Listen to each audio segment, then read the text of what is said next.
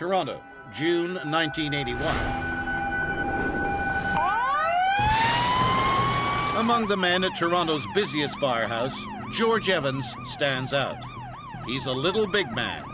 I was the smallest guy in the truck, but I was the strongest guy in the truck. He's in peak condition, 5'8" and 90 kilos of muscle.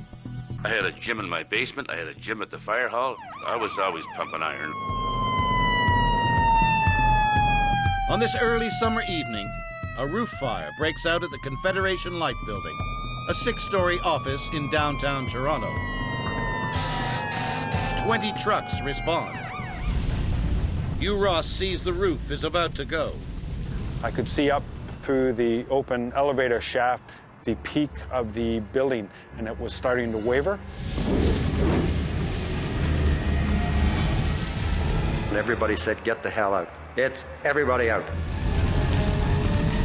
And the next thing I know was the roof collapsed. Look out! I felt like a pile driver hit me on the top of the head. George is flattened by debris. It was a tremendous thump. I'm in the dark now, and I'm laying on my back, I guess. It gets worse. The weight of the fallen roof is too much. The fifth floor went down on the 4th floor. Then it pounded down onto the 3rd floor. Then it pounded down onto the 2nd floor. Boom. Boom.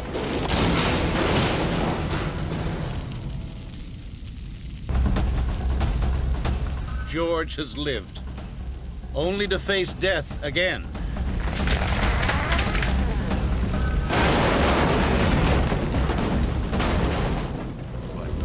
Trapped under a 270-kilo beam, he can't breathe. 18 by 18, solid hardwood. An enormous weight. If he doesn't move the beam, he'll die. But it's twice what he can bench press. Worse, he's crippled by dislocated shoulders. George should be completely immobilized by such severe injuries. He is in agony, but his body has an antidote. His brain instructs the pituitary gland to release endorphins, the body's natural painkillers. The endorphins lock into receptors in his nervous system and block pain messages from reaching his brain. Result, temporary euphoria. George's body is also primed with adrenaline. His heart is pumping extra oxygen and sugar to his muscles, as well as to his brain.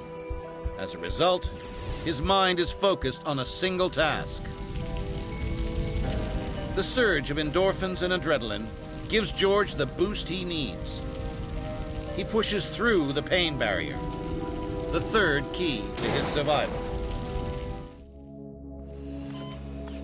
George spent 9 days in intensive care, 6 weeks in traction, 3.5 months in the hospital, and 2 years in painful physiotherapy. Then he returned to work as a firefighter. After 30 years on the service, he made district chief. He retired in 1997. To this day, his survival confounds the experts.